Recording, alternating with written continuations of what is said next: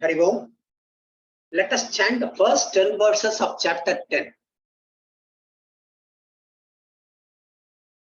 Shri Bhagavan Uvacha Bhuya Eva Mahabaho Shrinu Me Paramam Vachaha Yatteham Priyamanaya Vakshyami Hitakamyaya Name Vidhu Suraganaha Prabhavam Namaharshaya Ahamadirthi Devanam Maharshinam Cha Sarvashaha Yo Mamajamanadim Cha Vetti Lokamaheshwaram Asammudhasamadhyeshu Sarvapāpai pramuchyate Buddhir-jnanamasam-mohaha Kshama satyam dhamma-shamaha Sukham dukkham bhavo bhavaha Bhayam cha bhayameva cha Ahimsa samatha tushtihi Tapodhanam yasho yashaha Bhavanti bhava bhutanam Madhyayeva prithak vidhaha Maharshaya saptapudhe Chatvaro manavastatha Madbhava manasa jataha Yesham lokahimah prajaha Yetam vibhutim yogam cha Mama yo vetti tattvataha Sopi kampena sokena Yujyate natra samshayaha Aham sarvasya prabhavaha Mattha sarvam pravartate Iti matva bhajante ma Buddha bhava samanditaha Macchitta madgata pranaha Bodhayanta parasparam Kathayantascha ma nityam Tushyanti cha ramanti cha Tesham satata yuktanam Bhajatam priti purvakam Dadami buddhi yogam tam Ye namam upayanti te Om Sahana Bhavatu Sahanau Bhunaktu Sahaviryam Karavavahe Tejasvinavaditamastu ma Vishavahe Om Shanti Shanti Shanti.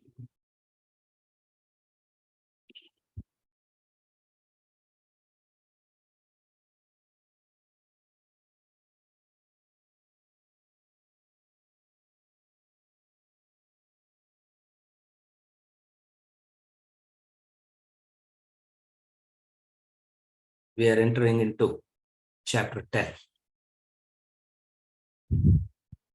Vibhuti Yoga. Vibhuti glories. Vibhuti Yoga is where we are going to talk about the glories of the Lord.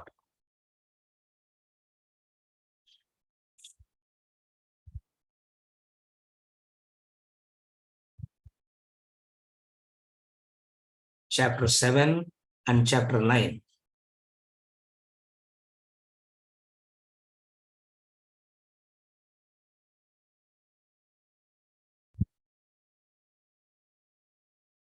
They spoke about 3 statements, if you remember. the three statements that has been explained in chapter 7 and chapter 9 is stage number 1. In the very initial stages, you understand it is God created the world. Stage number 2, God becomes the world.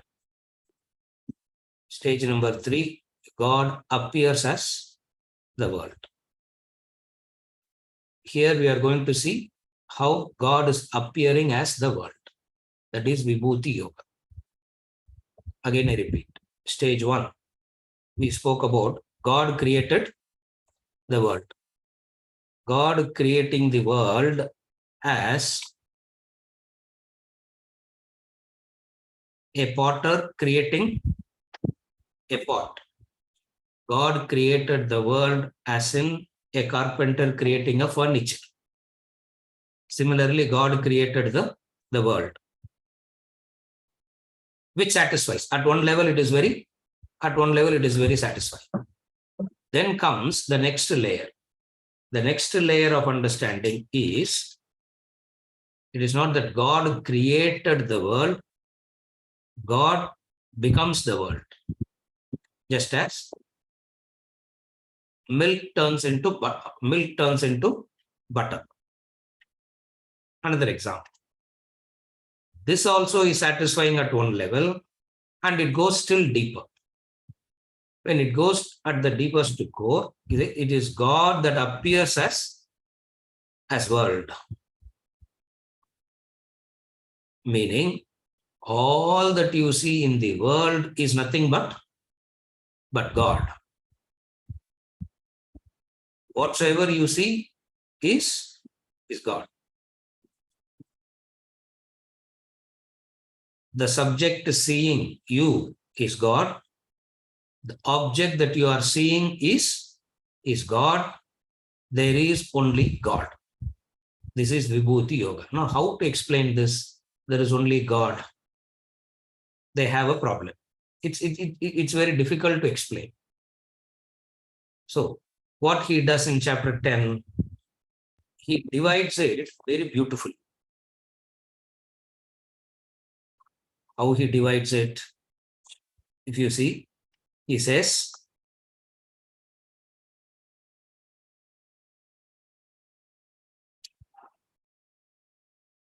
related to the jiva, the individual, he takes up a few factors and says, this is me. Relating to the jagat, world that you see, he says, this is me. And then he goes on to say, relating to the other lokas, as in the heaven and loka and all that, he says that is also me. And then he concludes by saying, all the 76 items that I have spoken to you, between 74 and 76 items, he is going to talk. The 76 items that I am talking to you, Arjuna, is only a infinitesimal portion of my glory. For I exist beyond all this. For I exist beyond. Now, this is the Vibhuti. This is the Vibhuti Yoga. The glories of the God. All along he is saying, why this glories is required? These glories means a tool for remembrance. Vibhuti means a tool for remembrance. Understand it like that. We are not glorifying. We are not flattering. We are not glorifying. When we say glorifying here, what you have to understand is various indicators to remember God. That is the glories. Glorification as in, there is the Sanskrit word, no. The Sanskrit word for glorification is stuti, isn't it? The Sanskrit word for glorification is stuti. This is vibhuti, not stuti. You are great, you are beautiful, your eyes is wonderful, your nose is wonderful, the nose ring is much more wonderful, the diamond in that nose ring that you are wearing is the most expensive on this planet. This is stuti. Understand the difference. This is called stuti. Here is not, here it is not stuti. Here it is vibhuti. Vibhuti means whatsoever you encounter in this world, you need certain remembrance tools so that you don't miss seeing God. Otherwise, we miss seeing God. Okay, if you miss seeing God, then what are you seeing? If you miss God, then what do you see? You see the appearance. Okay, if you see the appearance, what happens? You will mistake the appearance to be real. You will mistake the appearance to be real. You will mistake the appearance to be permanent. And you will mistake the appearance to be something that you have to deal with. Vibhuti Yoga says, ignore all that. You see it, you relate with it, but use it to remember me. This is Vibhuti Yoga. Able to understand. Otherwise, it's very difficult to understand why is he saying this is me, this is me, this is me, this is me. A point of time will come where if you go to the fifth one, you feel like saying, we have understood that all are you only. Let's go to the next chapter. One of the beautiful chapters, this step. And 11 takes it to a different angle. 11 takes it to a total different angle. And most of the commentators, most of the people also miss it. And they simply say these chapters can be bypassed. Simply read through, sir. There is nothing in this chapter. Each and every word from the Lord has a meaning. He is not going to give a word. He is not going to say something which you can dismiss it very lightly. If you are dismissing it lightly, it means you have not done enough work. So with that devotion, with that attitude, we will read into this chapter.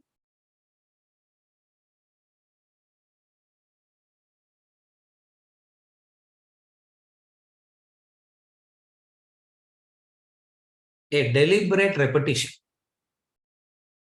Deliberately, things will be repeated again and again and again.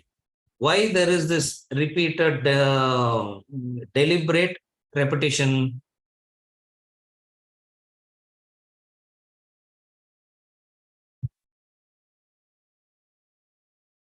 Where a person forgets, repetition becomes necessary.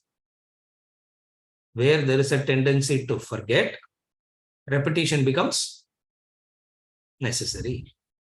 What do we tend to forget? We tend to forget the real. Therefore, they go on repeating it again and again and again. So there is a constant repetition.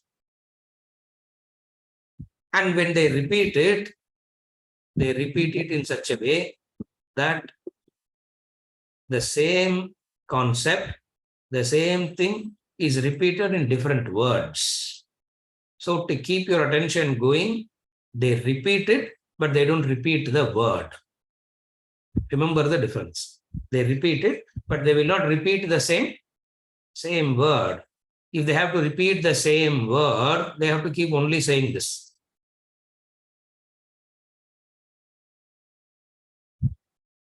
Tattvamasi Shvetaketu, Tattvamasi Shvetaketu, Tattvamasi Shvetaketu. That kind of a repetition becomes a lullaby. You will fall off to sleep. So here what he does, the same concept, but different words. Different words because upasana, bhakti. We have seen already in the introduction. 7 to 12 is talking about bhakti. Bhakti means in all objects of creation, God can be seen. This is bhakti. Again, I repeat. Bhakti means in all objects of creation, you can see God. But sir, with this people, in this place and all, we can't see God. How is it possible? In this place, in this person, I can't see God, sir. In this place, I can't see God. Massive earthquake. We still don't know how many people are dead, how many people are homeless in the biting cold. We still don't know, sir.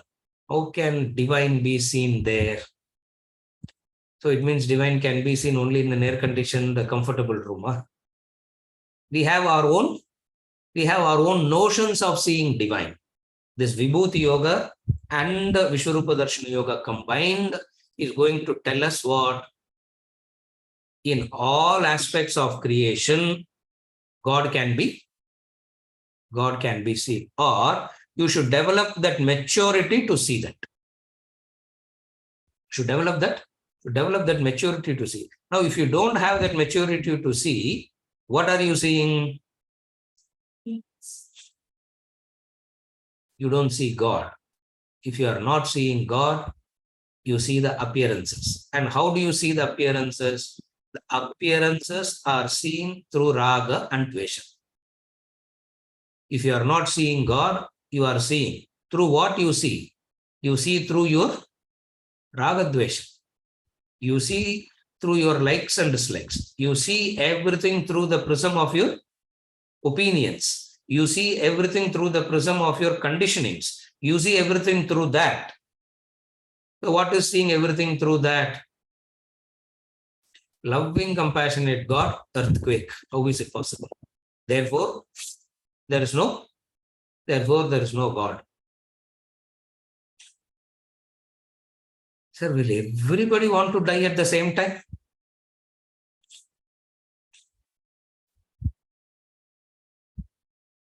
Somebody asked me yesterday. I said, tell me one person who wants to die at any point of time. Even the 100-year-old person also, you go and ask, he will also say, give me, just give me another 20 more years. Just that, just now the great-grandson, great-great-great-grandson has come. I just need to make sure that the 4 generations are useless. At least the 5th generation, I will set it right and come. At least the 5th generation, I will set it right and come. Son didn't do, grandson didn't do, great-grandson didn't do. At least now the great-great-great-grandson can do something. That point never. If God were to come and ask us, okay, I am a very compassionate, loving God. Tell me when you are ready, I will come and take you. Is there anybody ready? Will there be anybody ready? Nobody is ready. That's the starting point of Mahabharata itself. The starting point of Mahabharata story, if you remember, the king.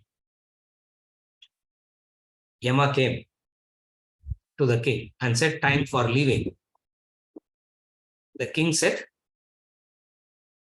it's a premature death. What, after 1,000 years of living? After 1,000 years of living, it's a premature death. What is premature death? 1,000 years I was busy expanding the empire that I had no time for enjoying the kingdom at all. So now give me some time to enjoy. Yama said, okay, I'll give you. But somebody has to come with me. That is my dharma. If I come to your house, I will not take your bananas, I will not take your apples and all and leave. If I come to your house, one of you must come with me. That is the condition. Now that I have entered your house, fulfill my dharma. I need to follow my dharma. Send one person. The story goes, this fellow had 100 sons. So he said, 100 sons are there, one will come with you. So he went and asked the eldest son, will you go? And what did the eldest son say? I am waiting for you to go. Yeah, because you being here, you are not vacating the throne. I want to sit in the, at least like the King Charles, at least at 80, I will want to become the, at least at 80, I will want to become the king. Even if I want to use the throne as the, even if I can use it as a walking stick, I will still use it as the walking stick, but I want to become the king. You go out. The second son, the third son. Nobody was willing to go. The youngest fellow said, I will go with Yama. Because he was watching the whole thing. I'll go with Yama. Yama said, you are a very young boy. They cheated you and they are sending you with me. You don't know what it is to come with me. It's not like you are going for a picnic and come back. He said, no, I understand what you are saying. But if 1,000 years is not satisfying this person, if all are waiting for this person to go, and when I look back, somebody will be waiting for me to go. So when is anybody ready? So you look at life like this, you can never see the vibhuti. You can never see the vibhuti. You can never see God. For you need a special condition to see God. Remember that. You need a special condition to see God. You need a special place to see God. You need a special form to see God. What is he saying here?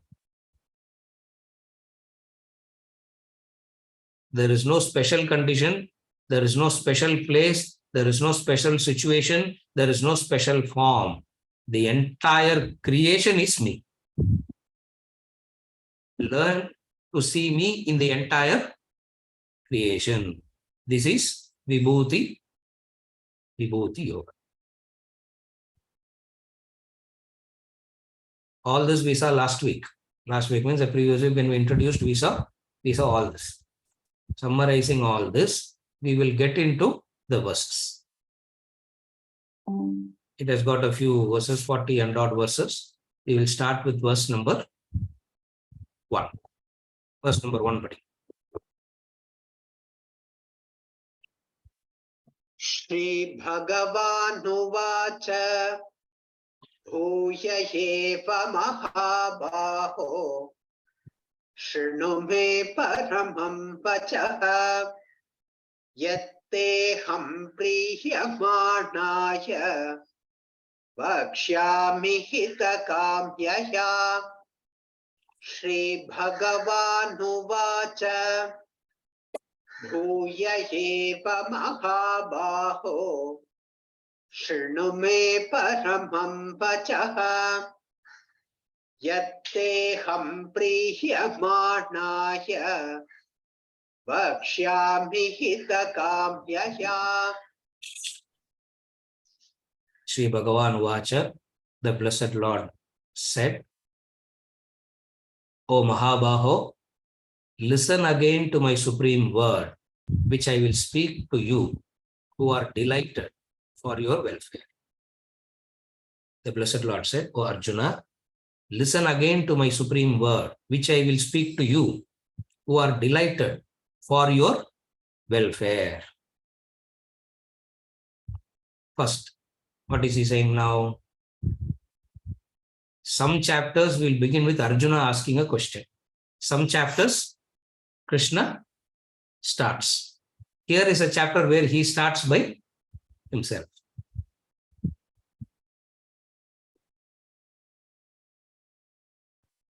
Listen to me again. Listen to me again, which you have heard already. I am not going to say anything new, Arjuna. What I have said, I am going to repeat again. No, sir, say something new, no. See, these are the days of originality, no? Isn't it? Everything has to be new. Everything has to be original. Vedas don't have the problem. Vedanta doesn't have the problem of originality at all. They are very contented repeating. Understand this fundamental difference. In the world today, everything has to be. That is why everybody has to prove that they are doing something new, creative, original. People are, why are you giving the same ocean and wave examples? Why the same rope and snake? Why the same pot and potter? Why the same gold? Why can't you say something new? And everybody is pressurized to be. Everybody is pressurized to be original. Everybody is pressurized to say something new. Yeah. The class look, I am having that pressure. Every Sunday I have to say something. Every Sunday I have to say something so new that wow. Krishna doesn't have that problem. He doesn't have this problem at all. He is saying, Bhuya eva mahabaho. Bhuya. Once again. Once again implies what? Once again means what? That which I have told you, I am going to repeat. And how I will repeat? Elaborate it. First he is saying, I will repeat. How I am going to repeat? I am going to elaborate. Now you can't ask where, because in the 7th chapter, he already said in the 7th chapter, I am this, I am for 4 verses, he said, no, I am this, I am this, I am this. So he says, Bhuya eva mahabaho. That which I said already, I am going to repeat. Abdina, what does it mean? We can wait for Venkat's WhatsApp group information. Chapter 10 is over. Repeating, I have already heard it. No, I have already, because he is saying that. I am not saying, I am repeating it, Arjuna. That which I have told already, I am repeating.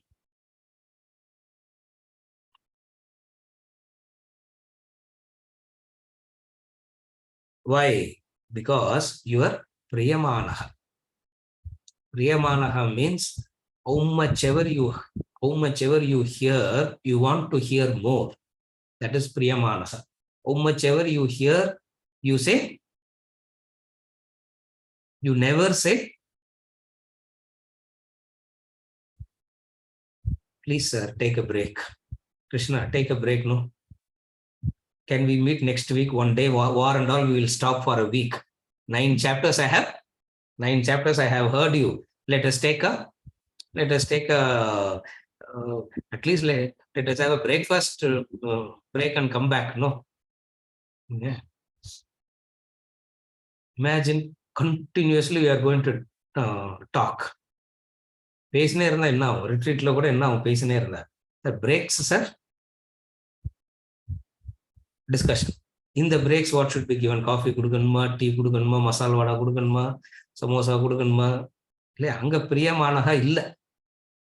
Krishna is saying, Arjuna, I speak to you so continuously, non-stop. Why? Because you are so interested in listening. Upanishad student. After the whole Upanishad is over, the student says, can you repeat the Upanishad? The whole Upanishad is over. And then the student says, can you repeat the Upanishad? I am going to repeat the teaching. Why? Because 2 conditions. I am your well-wisher, you are enjoying it. That's why, Arjuna. I am your well-wisher. Not only from my angle, I am your well-wisher. From your angle also, you are interested in listening. And when you are interested in listening, vakshyami aham. I will explain again. Aham vakshyami. Aham vakshyami means I will explain again. Why? Because I have taken what you told in chapter 2 very seriously, Arjuna.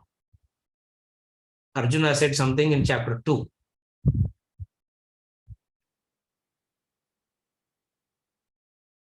How we will remember what he said in chapter 2? When you don't remember what we discussed last week, how we will remember what we discussed in chapter 2? And Ganesh only has the dates. I don't know why he's having this chronological dates. He only will tell me. Sir, 22nd December 2015, you did this.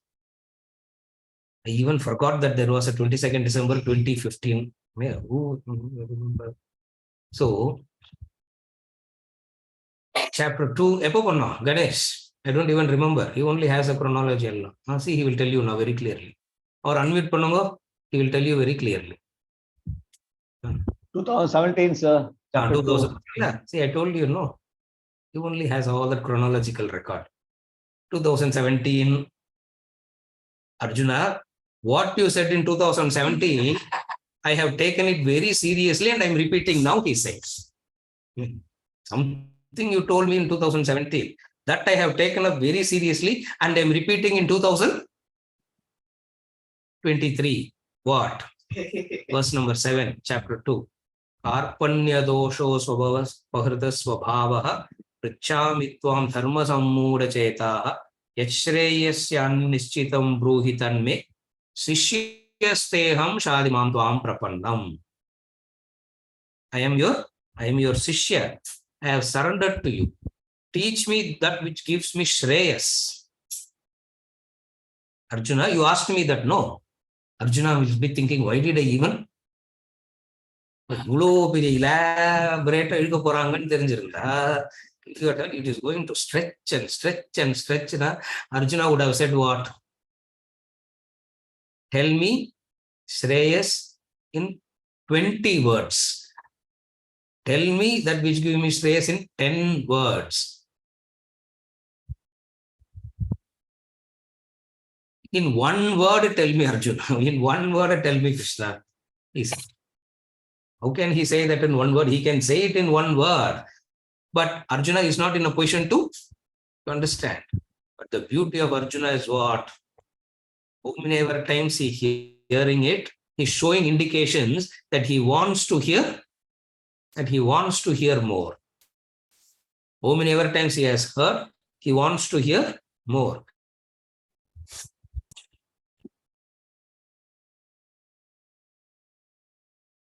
The inspired student extract more from the teacher.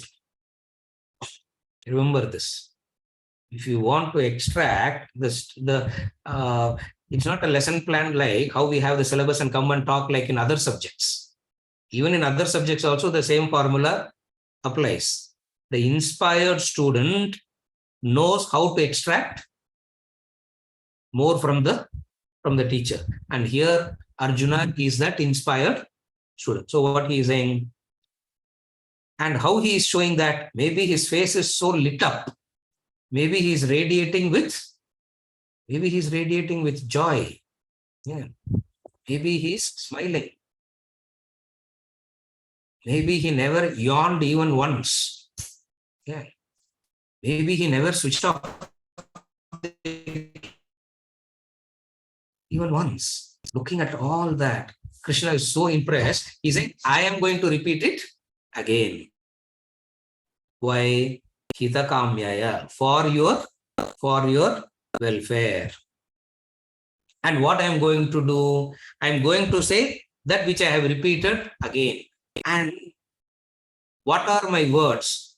Supreme words.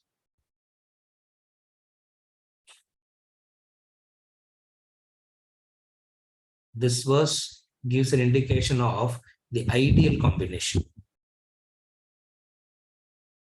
The thirsty student and the abundant teacher. An ideal combination. The teacher is having abundance. The student is thirsty. And when they both get together, there is a beautiful conversation. That is Bhagavad Gita. So in this verse, what he is saying here, let us do it properly. Because you are happy listening. Not only you are happy listening, you never get tired.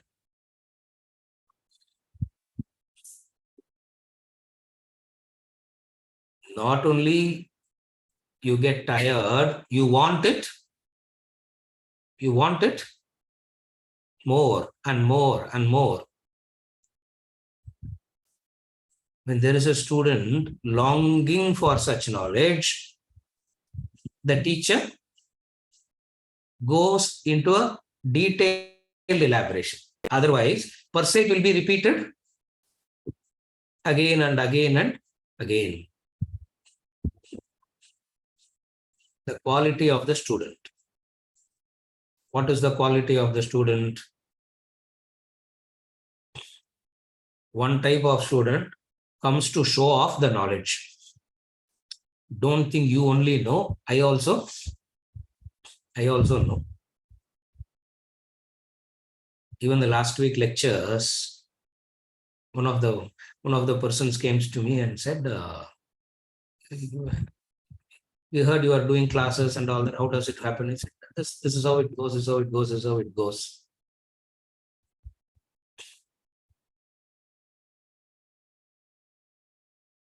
Sometimes if you are not there, what will happen? Next question. If you are not there, what will happen? I said, if I am not there, if I am not there, classes will not happen. No, sir. That's why I came to talk to you. What is he saying? What is he saying? He's saying, whenever you are not there, just tell me, I will come and not that you think you know, I also know.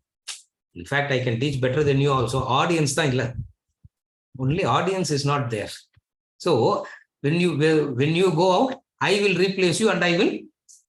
I said, why? Even now you can do it. Who stopped you?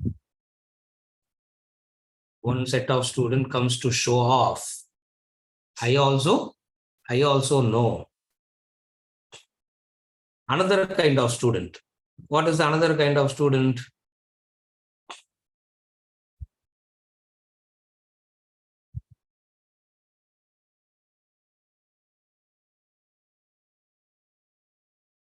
Waiting to find a mistake. That is another type of student. It's not a prepared text. We don't come the whole text written down and all. It's not a prepared talk. So many words will be used. I know when I'm talking, I know the grammatical mistakes. I know the grammatical mistakes I make. Sometimes the words also go ulta. I know that as I'm talking, I am aware of that. Another type of student. Ready, they are so much alert to find the fault. The third type of student. What is the third type of student? Go to verse number 34, chapter 4. Tadviddi pranipatena pariprashnena sevaya. Arjuna, you are that kind of a student, and looking at you, it is so inspiring to look at you. The student inspires the teacher. It is the student that inspires the teacher. Arjuna, you are that kind of a student who is so inspiring. Therefore, I am going to repeat it again because you are inspiring. How the student inspires? The readiness to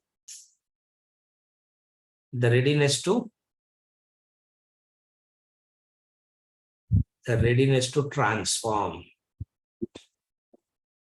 The student is inspiring only when the student shows readiness to transform. When we say readiness to learn, what is readiness to learn in Vedantic language means? Ready for transformation. And whenever somebody shows a readiness for transformation, the guru is very inspired.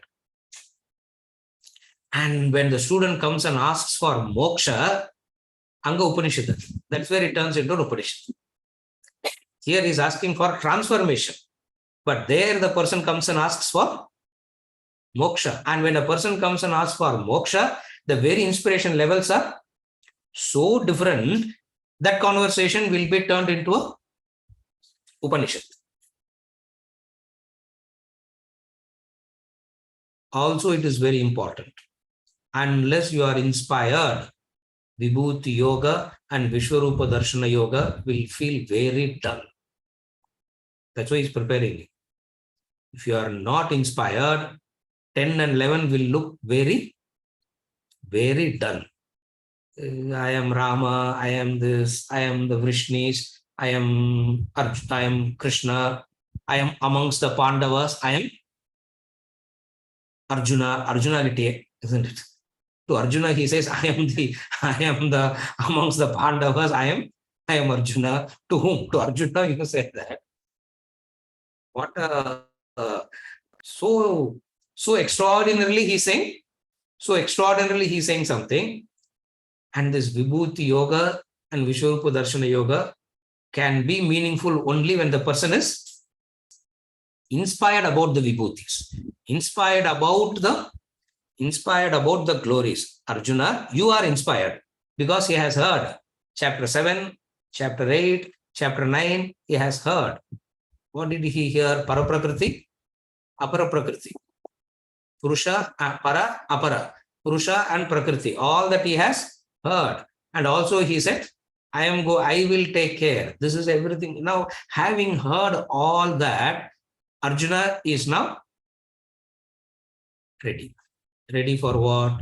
Ready for the Vibhuti. And we have seen it already.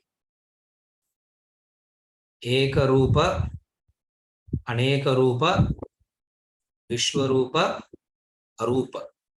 If you remember, chapter 7, when we introduced, we spoke about all these things.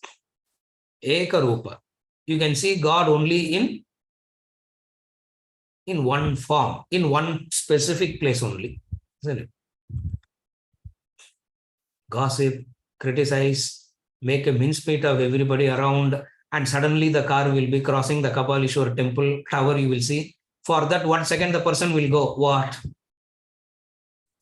For that 1 second, the person will go and continue the massacre.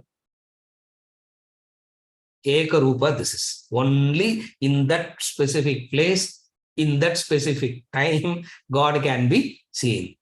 Better than not seeing it at all. It is much better than not seeing it at all. But here, we are not talking about that category. We are talking about the inspired category where they are going in stages. From Eka Rupa, you see Aneka Rupa. Chapter 10 is Aneka Rupa. Chapter 10 is Aneka Rupa. Various forms. This is me, this is me, this is me. But Arjuna, how long can I go on explaining me? So I gave you only a sample from Aneka Rupa. Now Vishwarupa, next chapter. And from Vishwarupa, he goes to Arupa at the end of chapter 11. Arjuna, keenly following, comes up with a doubt in chapter 12. Rupatula 3 category. Ekam, Anekam, Vishwarupam. So Rupa and Arupa. Rupa and Arupa in English will be translated as form and formless. Should I worship you with form or should I worship you without form? Chapter 12. Krishna says, doesn't matter. You worship me with form, without form, you worship.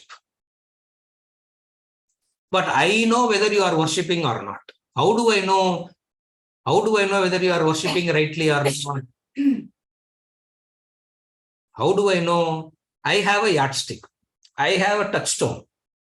I have a measuring yardstick. I have a touchstone to see whether you are worshipping me or not rightly. What is the touchstone? What is the yardstick? 35 qualities. இதில் ஏதாவது ஒன்னாவது இருக்கணும். அது வந்து first ball clean ball ஆற மாதிரி, isn't it? Very first ball middle stump uprooted ன்னு என்ன பண்ண முடியும்? Ram Subramaniam. Imagine that, no? Very first ball, Yarkar, middle stump uprooted.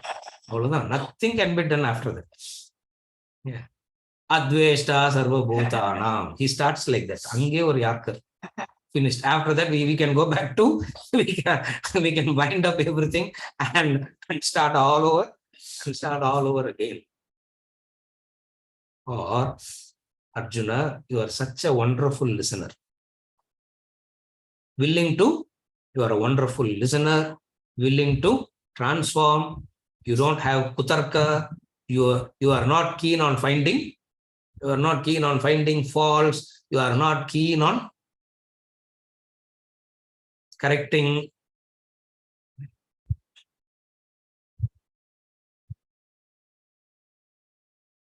Correcting the others is satisfying. Correcting the teacher is the most satisfying. Have you ever observed that? Have you ever observed that? Even in classroom, in a normal classroom, when the teacher makes a mistake and somebody corrects it, who becomes a teacher there?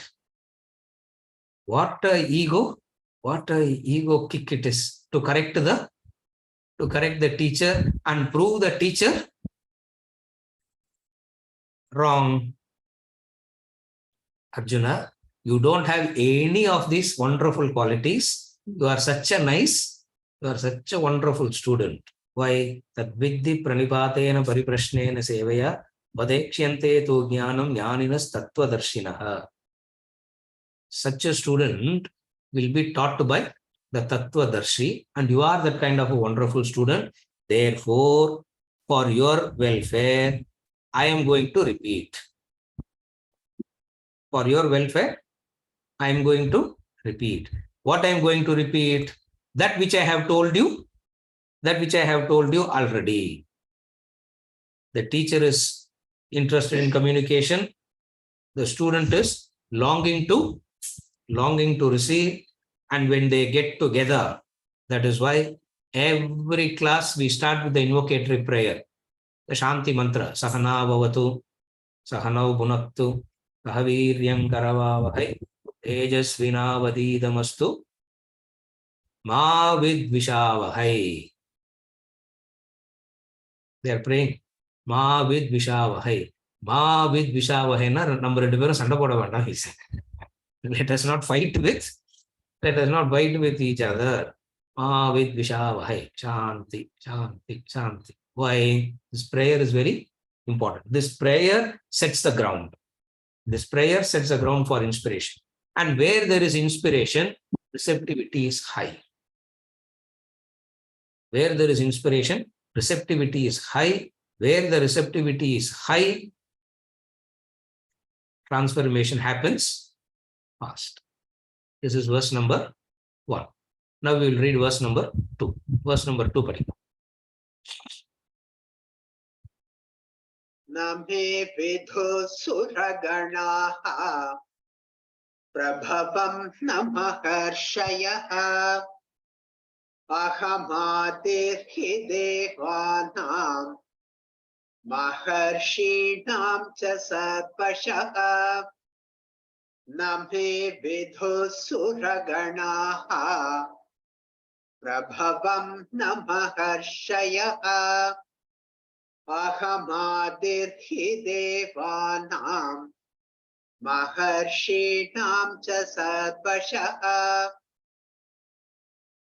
Neither the hosts of gods nor the great sages know my origin, for in all respects I am the source of all the gods and the great sages. Again, neither the host of gods nor the great sages know my origin, for in all respects I am the source of all the gods and the great sages. What is he saying?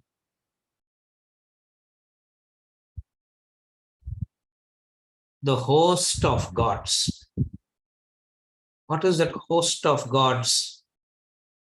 There is a list. There is a list of gods. The host of gods.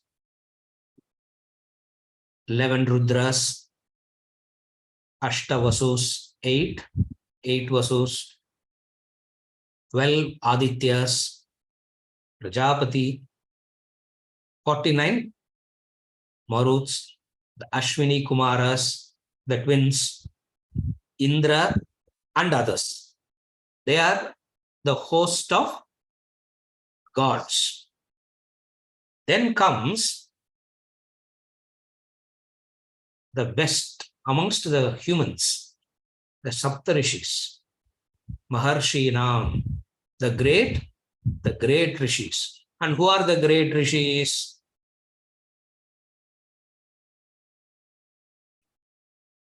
Bhrigu, Vivaswan, Sudama, Angiras, Atri, Vishwamitra, Vasishta. People pray, no? In the morning, afternoon, evening prayer, they pray. Utsa, Vasishta, Gautama, Kashyapa, Angirasa, Rishayaha. They pray. They are the Maharshis, great sages. Even these people don't know me, Arjuna. Those people don't know me. But I'm repeating to you. Look at that. That's what he's referring here. Even these people don't know, but I'm repeating it to you. Why I'm repeating it to you? Because connected to previous verse. I desire your well-being, and you are also. I am your well-being. You are also interested. Okay. The extraordinary statement. It's like a Mahavakya, the statement, this verses. What is he saying? To put it in a very simple way, what is he saying? I am the only one who knows my glory. Again, I repeat. What is he literally saying? I am the only one who knows my glory. The gods doesn't know, Saptarishis doesn't know, nobody can know.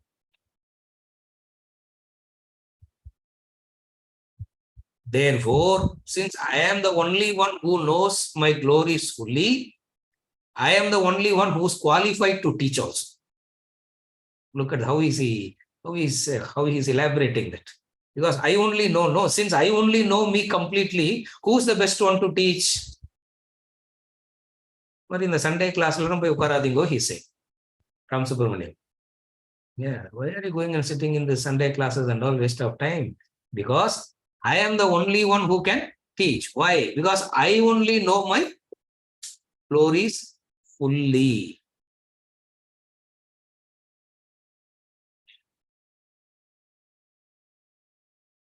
Suraganaha Maharshinam.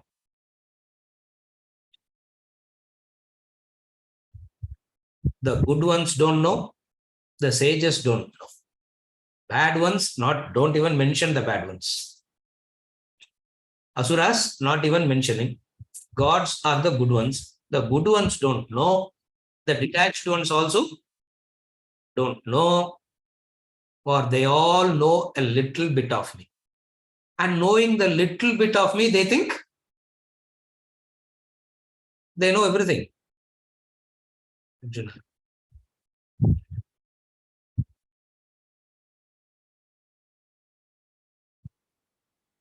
Don't listen to them. Listen to me.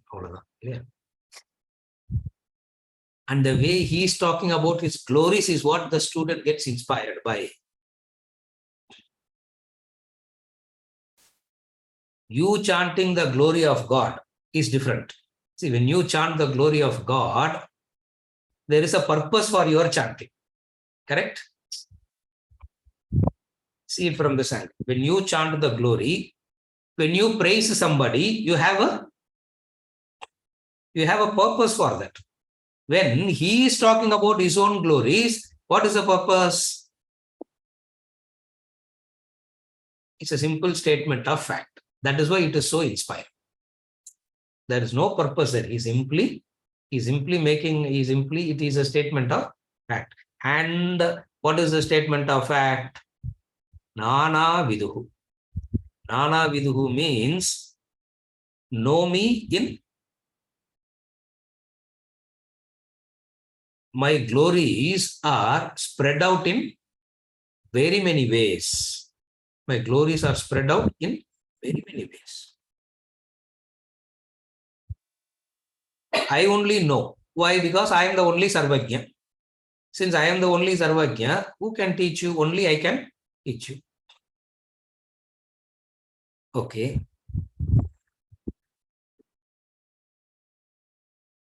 Prabhavam na maharshaya.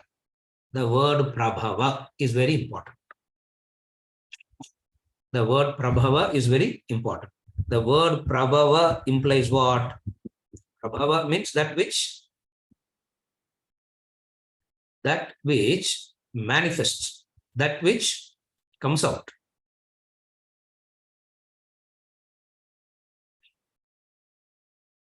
From infinite, what will come out? From infinite, what will come out? Finite. Huh? From infinite, only infinite will come out. Word Prabhava, the origin. Nobody knows my origin except me. We all don't know our origin. We all only know we are here, but we do not know the origin. Since we do not know the origin, we can never know the end also. Here he is saying, I am the one who knows the origin. For the gods, great sages do not know me. Why? Because I am the source of them. Since I am their source, they can never know me.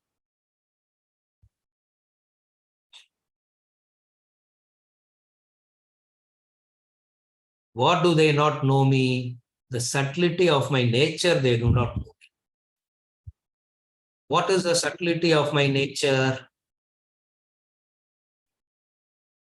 At least this we should be able to remember. What is the subtlety of my nature? I am in them, they are in me. I am not in them, they are not in me. That is the subtlety. What is the subtlety?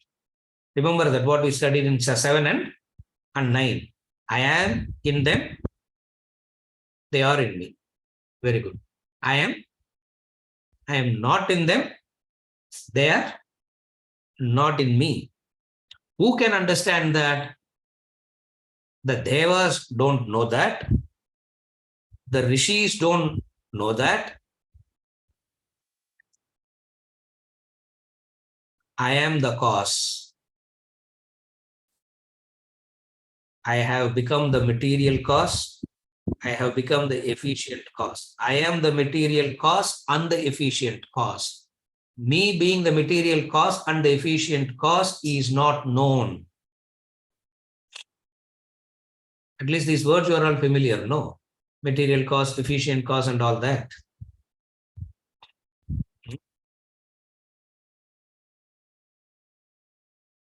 Clay is the material cause.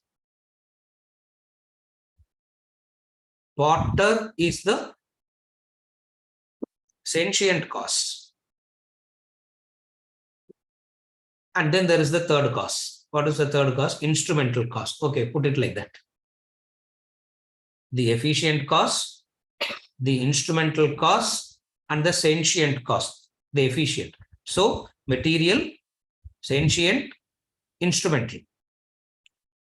For anything, if you want to know the source of anything, if you can know these three, you will know the source. This is the logic. If you know these three, you can identify the source of anything. When it comes to me, you can never know all these three. Why? Because I am the material cause, I am the efficient cause, and I alone the instrumental causes also.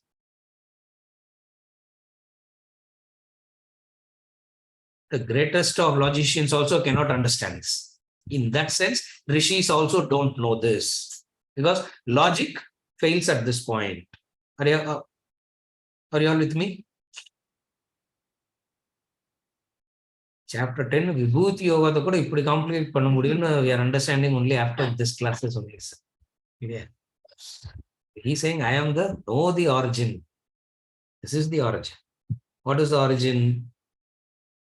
Aham hi sarva devana maharshinam cha sarvashaha adihi. I am the adi. Origin. Origin means it is me that is appearing like this. It is not that they have come out of me. Remember that. It is not that they have come out of me. It is me appearing like this. Who can understand that? Only who is inspired can understand that. Not the Maharshis, not the Devas. What he is trying to say is, he is not belittling them, please. What he is trying to say here is, he is saying it is, unless you are that inspired, it will be difficult to comprehend what he is saying. Look at the people that he said. Imam Vivasvate Yogam, he said, Vivaswan. Vivaswan knows it. Vasishta knows it. Vishwamitra knows it. All these people are knowers. They possess enormous knowledge. In spite of enormous capacity, in spite of enormous knowledge, in spite of enormous knowing, you will still remain ignorant of me. You will still remain ignorant of me. Why? Because you have not seen my vibhutis, no. You have not seen all that, no. Not only have not seen all that, after seeing that, you are not able to say, all this only a drop in the ocean. The vibhutis are only a drop in the ocean. Therefore, Vedas, the rishis, the gods, all of them do not know me. But Arjuna, you have the potential to know me. That's why I'm teaching you. These people and all do not know. Gods we have seen. What is gods? There is a benevolent factor in each and every aspect of nature. Wherever that benevolent aspect of nature is there, that benevolent aspect is called as divine. Devatas means a benevolent aspect. In everything in nature has a benevolent aspect.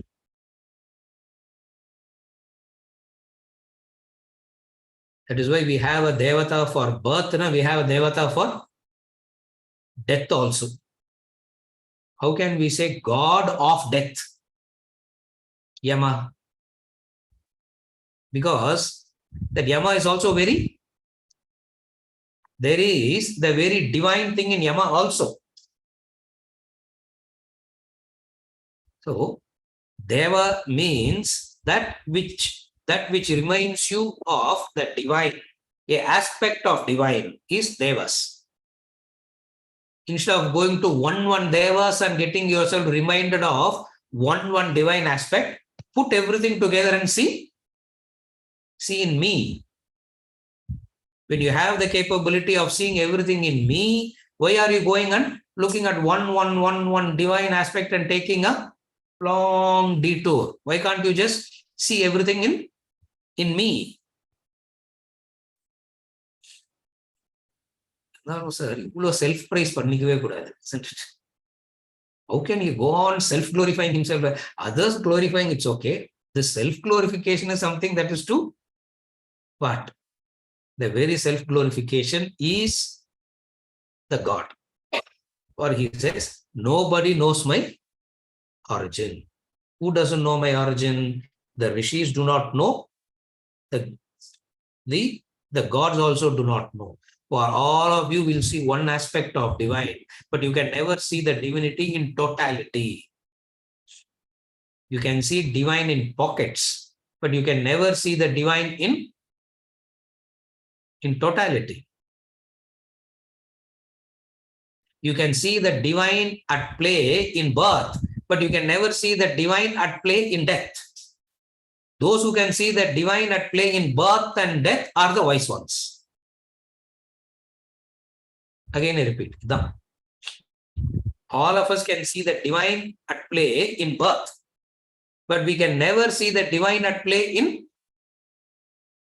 in death.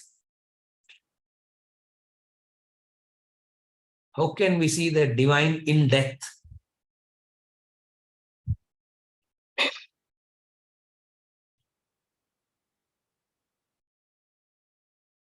What is the answer? There is no death at all. Forms keeps changing. Forms keep changing. There is no death at all. And for the forms to change, what are you getting? What are you getting excited about? What are you getting worried about?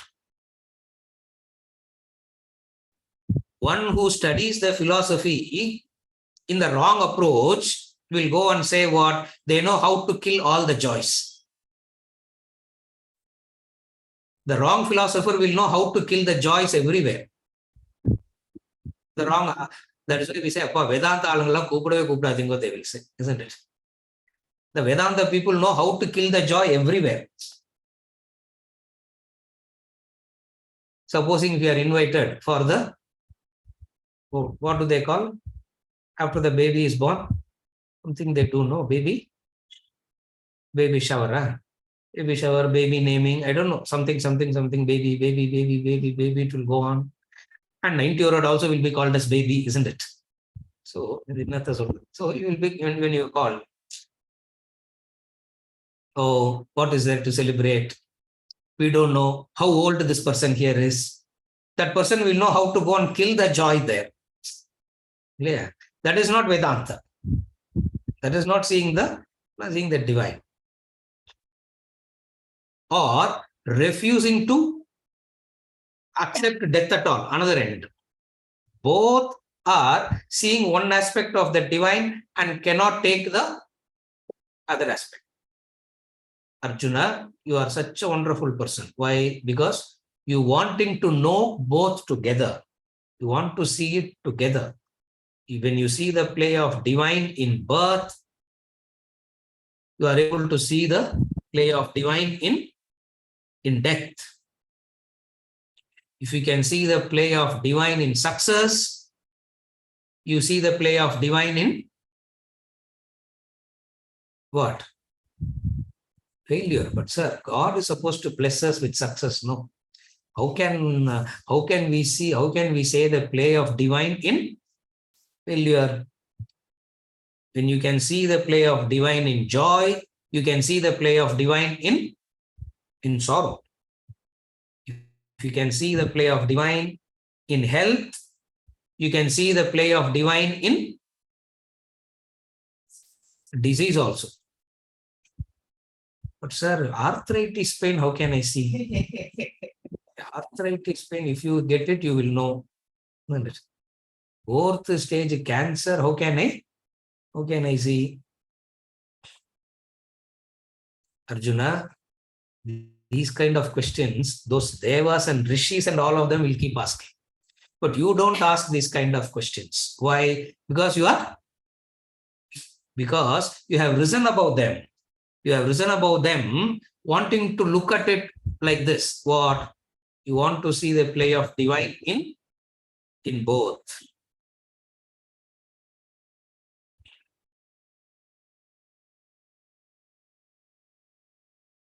When you see the play of divine in action, you will see the play of divine in rest also. Birth and living is action. After a period of action, you need a period of rest.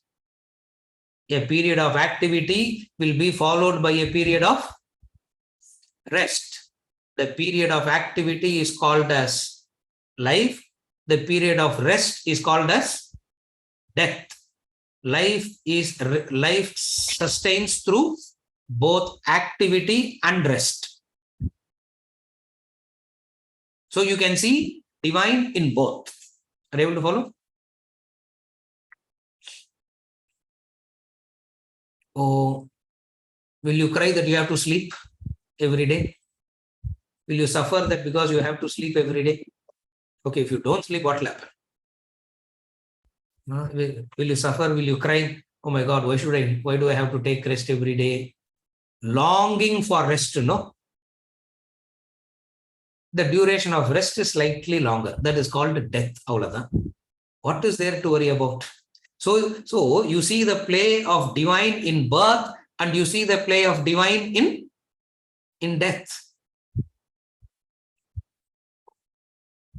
Imagine you getting agitated and crying because somebody is resting.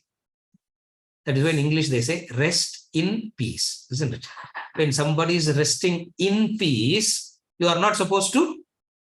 What are you supposed to do? Vijay. When somebody is resting in peace, what are you supposed to do? You are supposed to have a Diwali. No, you are not supposed to sit and moan and cry. You are supposed to have a Diwali, isn't it? You're supposed to celebrate. Why? Because where are you supposed to celebrate? And the rest, we are still running around, and that person has gone for a rest. And all that you have to do is what? Understand it. Are you able to follow? When you see the divine at play in birth, you can see the divine at play in death. The problem is you see the beginning and we want to turn blind to the end. We celebrate the beginning and we suffer the end. Arjuna, if you are of that kind of a person, you will not be able to listen to what I'm saying. You will not get inspired by what I'm saying. But you are getting so inspired by what I'm saying. You're wanting to hear it more and more and more. Why? Because you are able to understand this. What? There is a divine at play in life. There is a divine at play in death. When you rejoice the beginning, you rejoice the death. When you rejoice the beginning, you rejoice the end. Because you understand there is no end. It's a temporary rest, and rest is a requisite. Rest is required. The problem comes to you when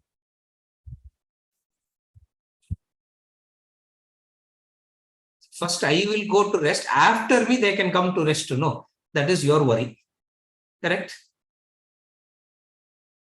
The selfishness irukka mudiyuma. This is the height of selfishness. Ganesh, correct? No, first I will rest. You guys rest after me. That's why they say, yeah, this is the selfishness of each and every parent. Sir, as long as I am alive, nothing should happen to them, sir. As though something can happen after me. Yeah. Who knows what will happen before, after, and all. When you rejoice the beginning, you celebrate the end also. Arjuna, you are that kind of a person. Because you are that kind of a person, you are able to listen to what I am saying with inspiration again and again and again. Otherwise, listening to all this, you will get very frustrated, you will get very irritated, you will get bored, and you will say, what? Nothing will come out of this. They keep talking and talking and talking. Nothing meaningful can happen out of this talk.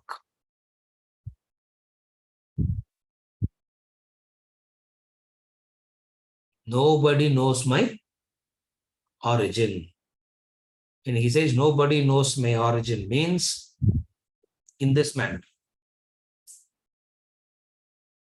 In order to know the origin, you need to raise to a height.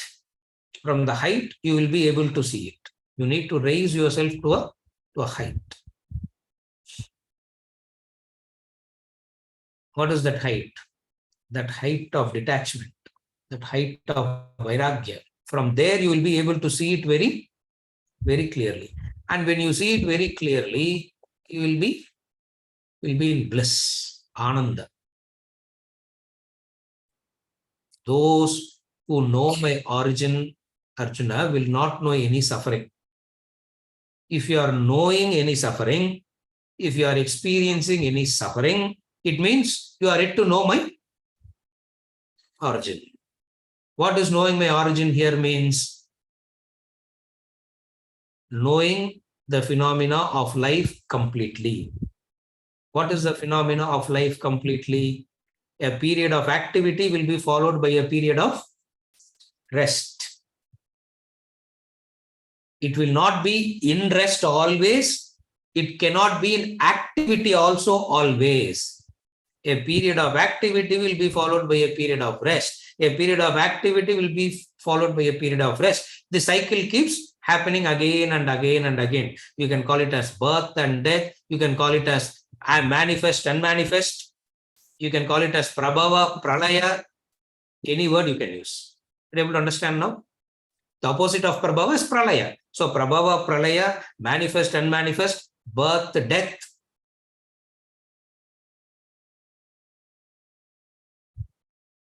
From this source comes out everything. And when it comes out of me, it is me appearing like that.